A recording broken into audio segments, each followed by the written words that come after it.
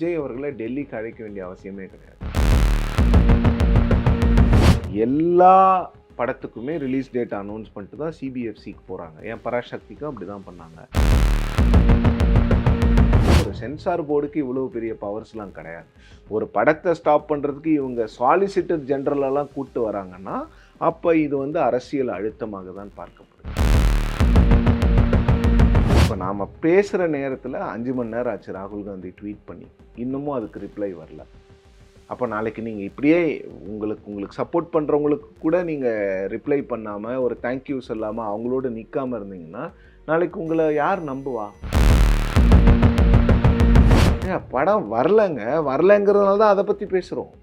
அதை நீங்கள் பேச மாட்டோம், ஊரில் இருக்கிறவங்க எல்லாரும், உலகத்தில் இருக்கிறவங்க எல்லாரும் அதை பற்றி தான் பேசணுன்னா, இந்த கூட்டணியை பொறுத்த வரைக்கும் கேட்குற இடத்துல காங்கிரஸ் தான் இருக்குது, கொடுக்குற இடத்துல தான் திமுக கொடுக்கணும். வாயே திறக்காத விஜய் அவர்களுக்கு ராகுல் இவ்வளோ சப்போர்ட் பண்ணுறாரு. இல்லை, திமுக பற்றி பேச வேண்டிய அவசியம் எங்கே ஏற்பட்டதுன்னு எனக்கு தெரியல. நியூஸ் பிக்ஸ் இந்தியா நேயர்களுக்கு வணக்கம். இன்னைக்கு நம்மளோட சிறப்பு விருந்தினர் மூத்த பத்திரிகையாளர் சிவப்பிரியன் அவர்கள். வணக்கம் சார். வணக்கம் சார். கிட்டத்தட்ட ஒரு 7 மணி நேரம் என்கொயரி நடந்திருக்கு சிபிஐ ஆஃபீஸில். எல்லாத்துக்கும் கோஆப்ரேட் பண்ணியிருக்கதா சொல்கிறாங்க விஜய். என்ன மாதிரியான கேள்விகள்னு நிறைய நியூஸில் வந்திருந்தாலும் அவர் அதை எப்படி எதிர்கொண்டாரு, இதுக்கப்புறம் என்ன மூவ் பண்ண போகிறாங்க? விஜய் அவர்களை பொறுத்த வரைக்கும் அவரை விட்னஸாக தான் அவங்க கூப்பிட்ருக்காங்க. அவர் அக்யூஸ்ட் கிடையாது அந்த கேஸை பொறுத்த வரைக்கும். இன்னொன்று, தமிழ்நாடு போலீஸ் ஃபைல் பண்ண எஃப்ஐஆரில் கூட விஜயோட பேர் அவங்க இன்க்ளூட் பண்ணலை. அந்த எஃப்ஐஆரில் 4 பேர் தான் இருக்குது. ஆதவ் அர்ஜுனா, புசி என் ஆனந்த், மதியழகன், அதுக்கப்புறம் சிடிஆர் நிர்மல்குமார். இந்த 4 பேர் தான் பர்மிஷன் கேட்டாங்க. இந்த 4 பேர் தான் ஆர்கனைசர்ஸ். இவங்க பேரில் தான் இருக்குது. விஜய் அந்த மீட்டிங்கில் கலந்துக்கிட்டார். அப்படி தான் அந்த எஃப்ஐஆர் சொல்லுது. அந்த எஃப்ஐஆரை பேஸாக வச்சு தான் சிபிஐ ஒரு வழக்கு பதிவு செஞ்சு இந்த வழக்கை விசாரிக்கிறாங்க. இப்போ விஜய் விட்னஸ் தான். அது தமிழ்நாடு அரசுக்கிட்டேயே இந்த கேஸ் இருந்திருந்தால் கூட விஜயை விட்னஸாக தான் கூப்பிட்ருப்பாங்க. தமிழ்நாடு அரசு இந்த பொலிட்டிக்கல் டிசிஷனாக தான் விஜயை எஃப்ஐஆரில் சேர்க்கலை. எஃப்ஐஆரில் விஜயை சேர்த்தா பெரிய பிரச்சனைகள் வரும், அவருக்கான சிம்பத்தி அதிகமாகிடுங்கிறதுக்காக தான் அவங்க எஃப்ஐஆரில் சேர்க்காம கட்சிக்காரங்களை 4 பேரை எஃப்ஐஆரில் சேர்த்து யாரையுமே அரெஸ்ட் பண்ணல. ஓகே. ரொம்ப முக்கியமான விஷயம் என்னென்னா, ஒரு கண் துடைப்புக்கு மதியழகனை மட்டும் அரெஸ்ட் பண்ணிவிட்டு புசி ஆனந்தை கூட கண்டுபிடிக்க முடியல. புசி ஆனந்த், ஆதவ் அர்ஜுனாவெல்லாம் கண்டுபிடிக்க முடியாத அளவுக்கு தமிழ்நாடு காவல்துறை ஒன்றும் கீழே போயிடல. இவங்க பொலிட்டிக்கல் டிசிஷனை அவங்கள டச் பண்ண வேணாம், அவங்களுக்கு ஒரு ஃப்ரீ பாஸ் கொடுங்கன்னு. பட் அதெல்லாம் வேண்டான்ட்டு இவங்க தான் சுப்ரீம் கோர்ட் வரைக்கும் போயிட்டு, இவங்க போனால் அது வேறு மாதிரி பிரச்சனை வரும்னு சொல்லிட்டு அந்த இறந்தவங்க ஃபேமிலியில் இருக்கிறவங்கள கூட்டிகிட்டு போயிட்டு சுப்ரீம் கோர்ட்டில் ஃபைல் பண்ண வச்சு ஒரு CBI court monitored CBI enquiry வாங்கிட்டு வந்தாங்க.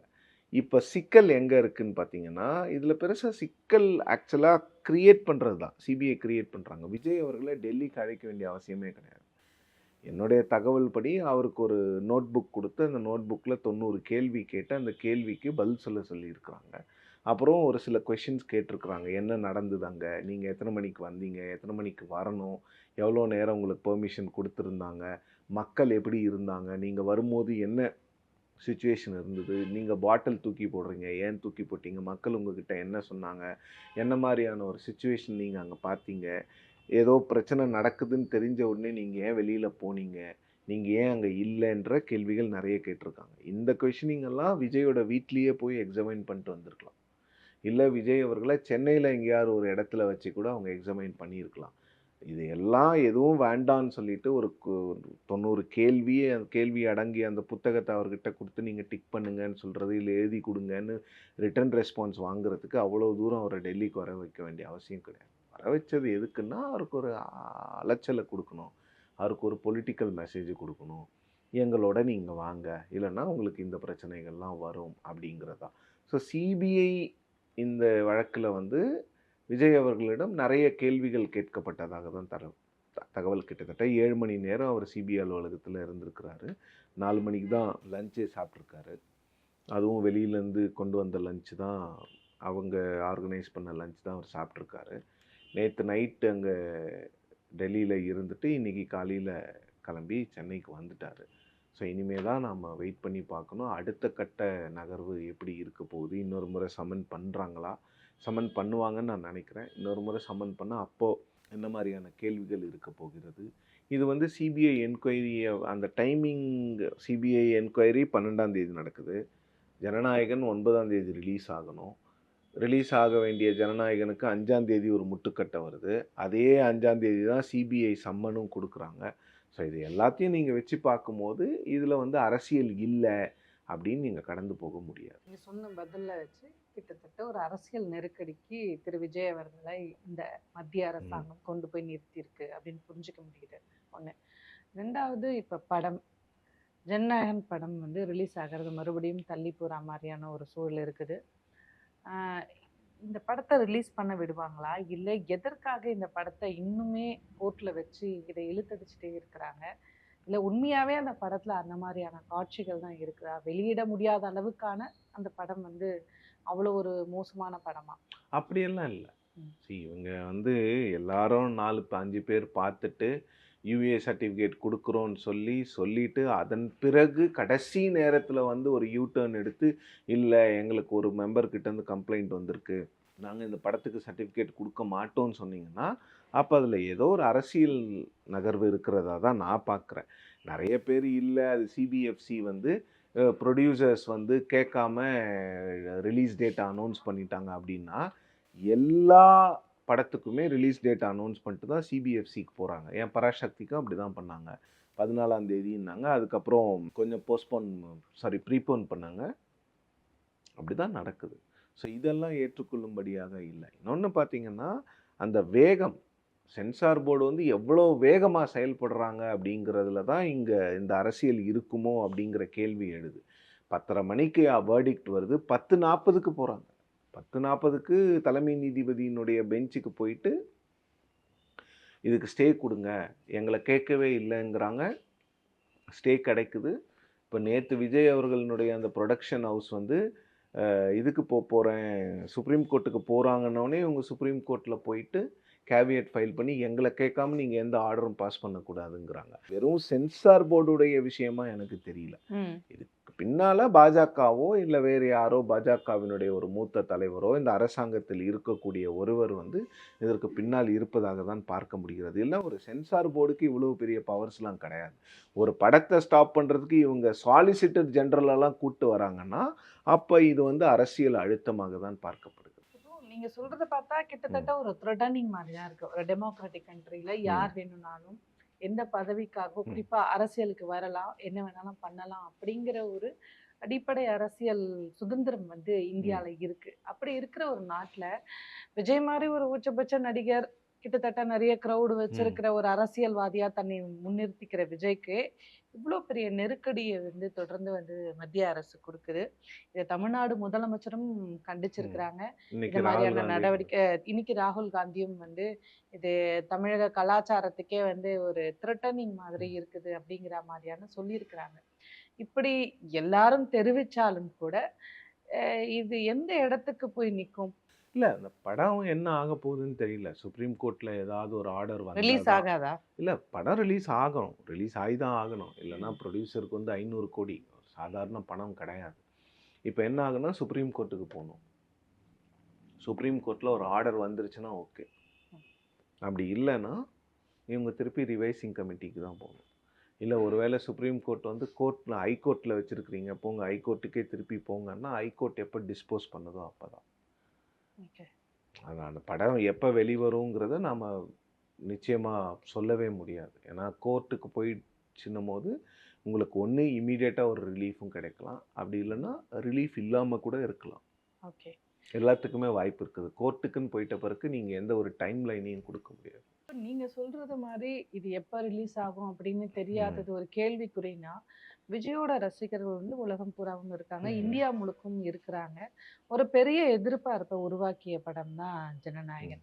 அப்படி இருக்கும்போது அவங்க மக்களோட கொந்தளிப்பு இதுல கொஞ்சம் அதிகமாகாதா? மக்களோட கொந்தளிப்புங்கிறத விட ரசிகர்கள் ரசிகர்களுக்கு பெருசா இந்த படம் வரணும், இந்த படம் வந்தாதான் நாளைக்கு நாங்க பொங்கல் கொண்டாடுவோங்கிற மாதிரிலாம் யாரும் கிடையாது. ரசிகர்களுக்கு மிகப்பெரிய எதிர்பார்ப்பு இருக்கிறது. அதில் வந்து எந்த ஒரு மாற்று கருத்துமே இப்படி கிடையாது. தள்ளி போடுவதனால அவரோட அரசியல் வாழ்க்கையில இது ஏதாவது பெரிய இன்ஃப்ளூயன்ஸ் பண்ணாதா? சரி பண்ணும். சரி, நீங்க அரசியல் அப்படின்ட்டு வந்துட்டும் போது ஒரு சில பொலிட்டிக்கல் பார்ட்டிஸ் எடுக்கிற டிசிஷன் வந்து most of the times backfire தான் ஆகும். பட் இருந்தாலும் அவங்க பவரை காமிக்கிறதுக்காக ஒரு சில விஷயங்களை செய்ய தான் செய்வார்கள். அதுக்கு வந்து நீங்க வந்து எதிர்க்கணும். இப்போ என்ன ஆகும்னா, ஜனநாயகன் எப்போ ரிலீஸ் ஆனாலும் விஜய் ஃபேன்ஸ் போய் பார்ப்பாங்க. பட் அந்த படம் நியாயப்படி, தர்மப்படி, இவங்களுடைய எண்ணத்தின்படி எலெக்ஷனுக்கு முன்னால் வந்தால் விஜய்க்கு ஒரு எலிவேஷன் இருக்கும். ஏன்னா எலெக்ஷனுக்கு 3 மாதத்துக்கு முன்னால் விஜய்க்கு தேவையான எலிவேஷனை கொடுக்கறதுக்காகவே உருவாக்கப்பட்ட படம். அந்த படத்தில் ஒன்றும் ஒரு பெரிய ஒரு சோஷியல் மெசேஜ்லாம் இருக்கிற மாதிரி தெரியல. எனக்கு தெரிஞ்ச அந்த படத்தில் என்ன இருக்குன்னா, இவர் இப்போ தளபதி வெற்றி கொண்டான் இவர் பேர். இவர் டிவிகேன்னு ஷார்ட் ஃபார்மில் கூப்பிடுவாங்கன்னு நினைக்கிறேன். டிவிகே கட்சி அந்த பொலிட்டிக்கல் பார்ட்டியோடைய இனிஷியல்ஸை வந்து மக்களுக்கு நினைவுபடுத்துவாங்க. அரசியல் சம்பந்தமான பஞ்ச் டயலாக்ஸ் எக்கச்சக்கமாக இருக்கும். எல்லா யோகிய பயலும் ஒன்றா சேர்ந்துருக்குறீங்க அப்படிங்கிறது வந்து எல்லாரும் கூட்டாக இருக்கிறாங்க, நான் மட்டும்தான் நாட்டை திருத்த வந்தேன்னு சொல்கிற மாதிரி ஒரு டயலாக்கு. அப்புறம் என்னை எதிர்க்கிறவங்கெல்லாம் நான் போயிடுவேன்லாம் நினைக்காதீங்க, ஐ ஆம் கம்மிங்னு சொல்கிறது. இந்த மாதிரி தான் இருக்க போகுது. அது ரசிகர்களை குஷிப்படுத்தக்கூடிய படமாகவும் ரசிகர்களுக்கு வந்து நான் வந்துட்டேங்கிற படமாக தான் இருக்கும். அது என்னமோ ஒரு பெரிய எம்ஜிஆர் படம் மாதிரி ஒரு சோஷியல் மெசேஜ், இல்லை நான் ஆணையிட்டால் அப்படிங்கிற பாட்டில் இருக்கக்கூடிய சோஷியல் மெசேஜ் மாதிரிலாம் இந்த படம் இருக்கிற மாதிரிலாம் எனக்கு தெரியல. விஜய் ஃபேன்ஸ் யாராவது இதை பார்த்துக்கிட்டு இருந்தால் மன்னிச்சுக்கோங்க, வேற ஒன்றும் பண்ண முடியாது. இது இருக்கு. ஏன்னா நீங்கள் எம்ஜிஆரை கம்பேர் பண்ணும்போது எம்ஜிஆர் அவர்கள் வந்து அந்த படங்களை வந்து அவருடைய பிரச்சார பீரங்கியாக தான் யூஸ் பண்ணாங்க. திமுகவுக்கும் சரி, அதன் பிறகு அவருடைய அரசியல் பயணத்துக்கு எல்லாத்துக்குமே அவர் வந்து அந்த சினிமாவை வந்து அவ்வளவு அழகாக யூஸ் பண்ணார். விஜய் வந்து அதெல்லாம் பெருசாக அதெல்லாம் ஒரு சோஷியல் மெசேஜ்க்காகலாம் கடைசி ஒரு சில படங்கள் இருக்கிறது. பட் பிகினிங்லேருந்தே எம்ஜிஆர் வந்து தன்னை வந்து ஒரு கோ கெட்டர் ப்ளஸ் எப்பொழுதுமே நல்லது பண்ணுற ஒரு ஆளாக தான் ப்ரொஜெக்ட் பண்ணியிருக்கிறார். எது நல்லது நடந்தாலுமே அது எம்ஜிஆர் தான் காரணம் அப்படிங்கிற மாதிரி ஒரு ப்ரொஜெக்ஷன் தான் எம்ஜிஆர் கொடுத்துருக்குறார். ஸோ நீங்கள் இந்த படம் வந்து ரசிகர்களுக்கு பெரிய ஏமாற்றம், அதில் வந்து மாற்று கருத்தே கிடையாது. பொதுமக்களுக்கு ஏமாற்றமான்னு கேட்டிங்கன்னா எனக்கு அது சொல்ல தெரியல. நிச்சயமாக எவ்வளோ பொதுமக்கள் இந்த படத்துக்காக காத்து கொண்டு இருந்தாருங்கன்னு தெரில. ஏன்னா நீங்கள் ஒரு பொங்கல் அப்போ ஒரு படம் ரிலீஸ் ஆகுதுன்னா அது நல்லா இருக்கிற படத்துக்கு மக்கள் போவாங்க, கிராமத்தில் இல்லை சிட்டியில்.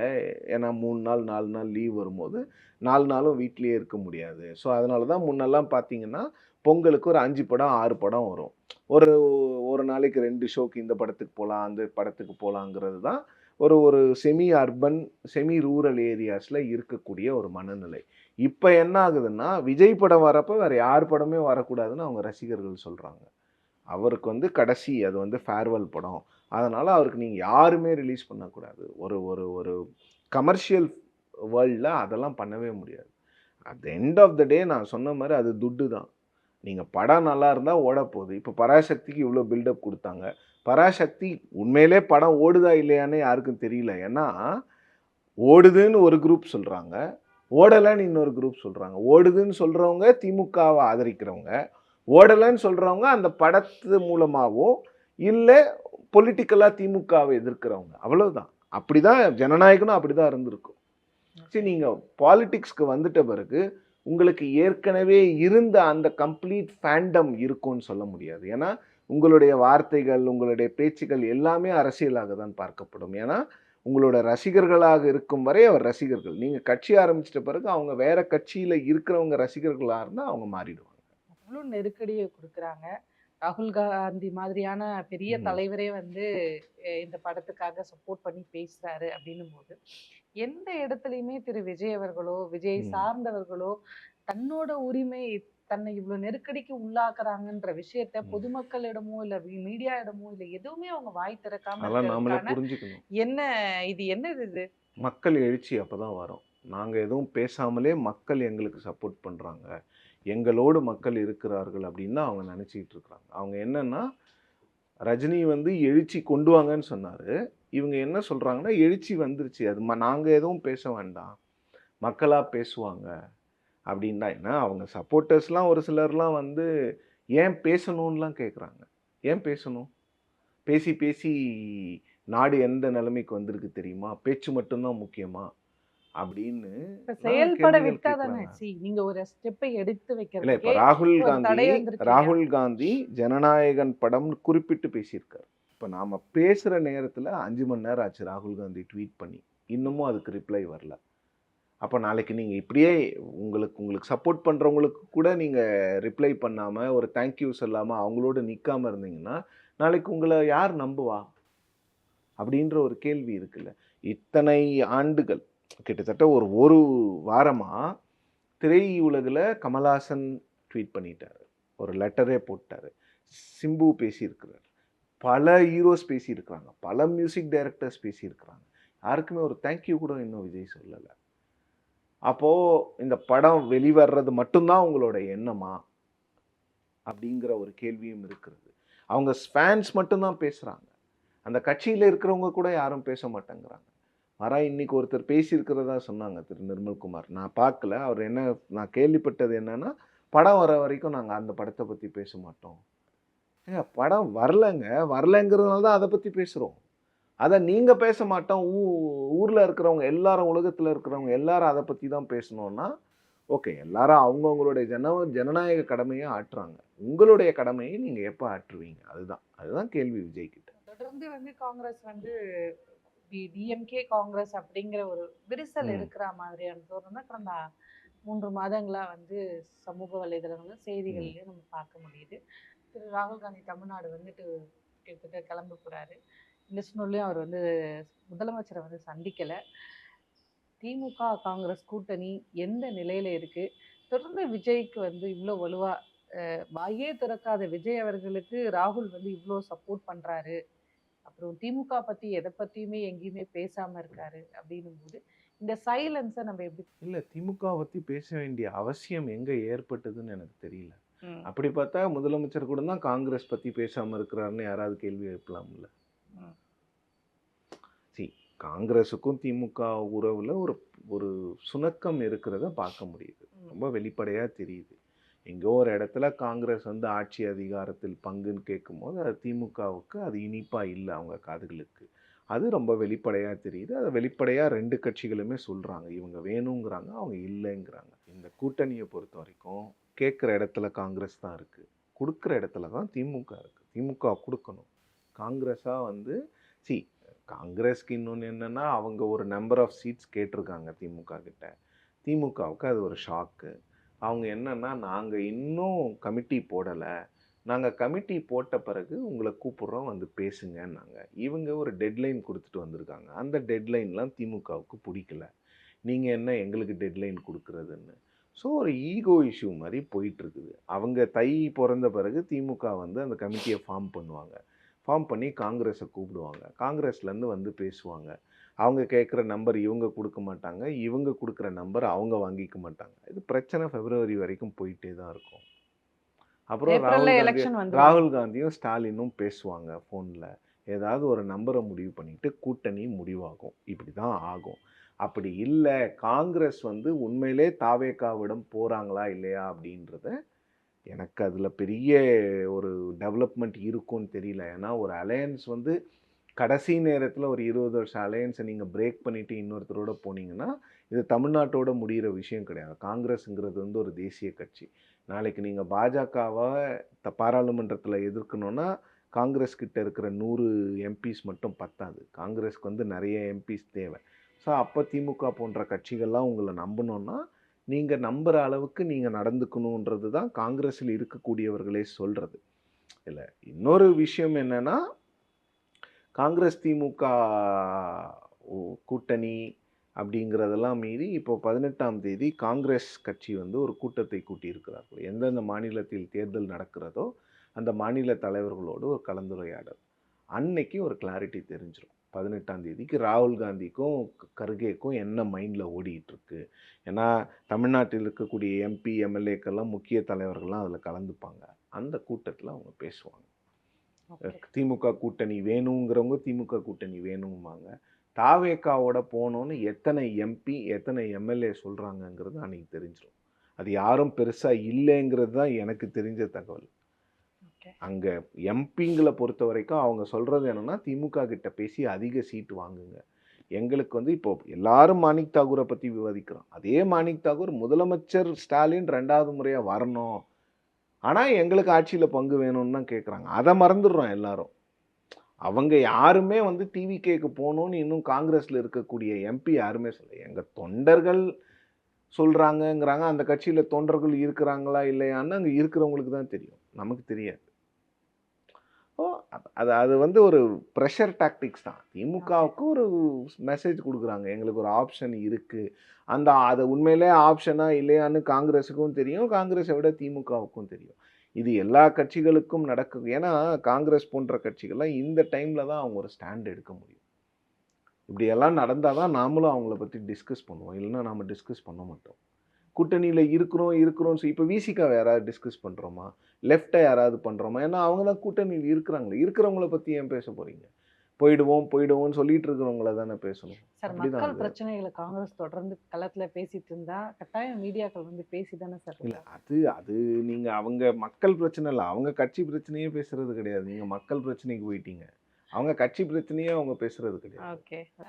திரு விஜய்க்கு வந்து இப்படி எல்லா பக்கங்கள்ல இருந்தும் ஒரு நெருக்கடி வருது. ம். நீங்க சொன்ன மாதிரி சிபிஐ வந்து அவர் வந்து ஒரு குற்றவாளி கிடையாது. ஒரு விட்னஸா தான் அவரை வந்து இவ்வளவு நேரம் கேள்வி எல்லாம் கேட்டிருக்காங்க. இப்ப நீங்க சொல்றதுல இருந்து நான் என்ன புரிஞ்சுக்கிறேன்னா, அவருக்கு பெரிய திருட்டன் வந்து சிபிஐல இருந்து வராது. ஆனா இந்த ஜனநாயகன் மூலமா வேற ஒரு கணக்கை வந்து பாஜக. இல்ல 2மே ஒரே கணக்கு தான். ம்.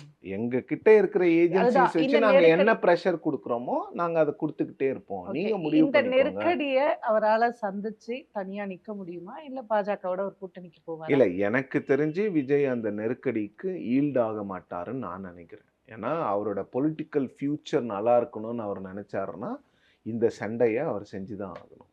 இல்ல எனக்கு பொலிட்டிக்கல் ஃபியூச்சர்லாம் முக்கியம் இல்ல. எனக்கு திமுகவை எப்படியாவது இந்த தேர்தல்ல தோற்கடிக்கணும். அதுக்காக நான் என்ன சரண்டர் வேணாலும், என்ன காம்ப்ரமைஸ் வேணாலும் பண்றேன்ற முடிவுக்கு வந்துட்டாருன்னா, அவர் பாஜகவோட போவாரு.